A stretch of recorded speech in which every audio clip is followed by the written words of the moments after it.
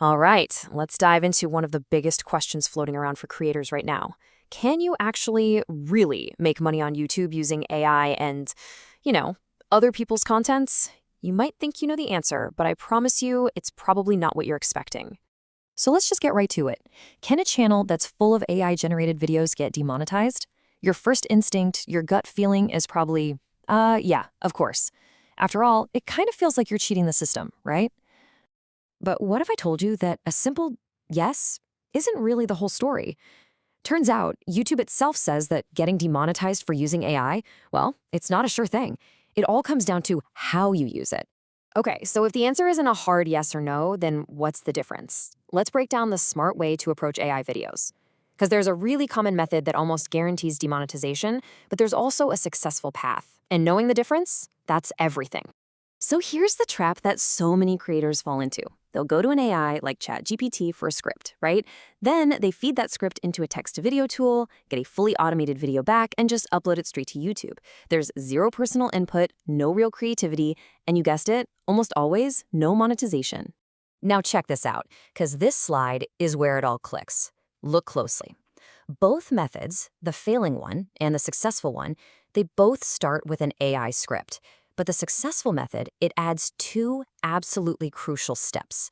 The creator adds their own voiceover, and they put in their own edits and images. Suddenly, it's not 100% AI anymore, it's AI assisted. And that small change, it makes all the difference. And this gets to the absolute heart of what YouTube actually cares about. We can call it the human touch.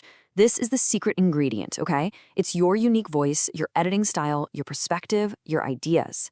You're not just pushing buttons and assembling AI parts. You're using those tools to build something new, something that is uniquely yours. And you know what? That same idea, that principle of the human touch, is the key to getting past that other big monetization hurdle, reused content. Let's see how adding your own value makes all the difference here too. Let's take a super common format, reaction videos.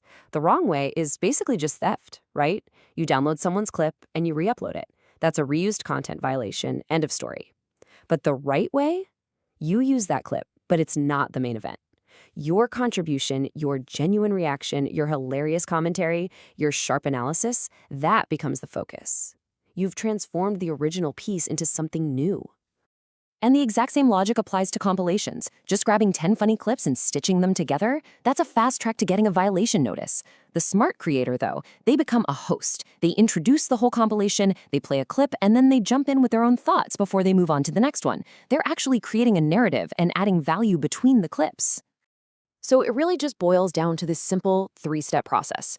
First, you select the clip you want to use. Second, and this is the most important part by far, you add your unique value, your take. And finally, you integrate that clip into your own bigger story. You're using it as an ingredient in your recipe, not the whole meal.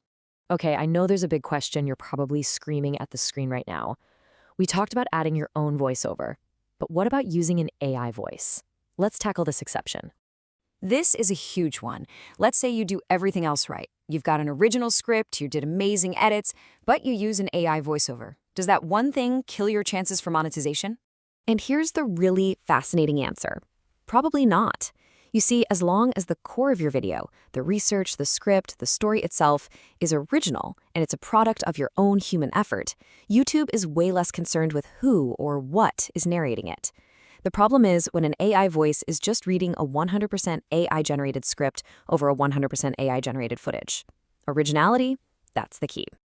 So when we pull all of this together, AI videos, reused content, even AI voices, you start to realize that all of YouTube's policies are pointing to one single powerful golden rule. And here it is. This is the ultimate takeaway. It's not about the tools you use, it's about the value you add. AI generators, other people's videos, stock footage, these are all just tools in your toolbox. YouTube isn't banning the tools, it's rewarding the artists who use them to build something new and valuable.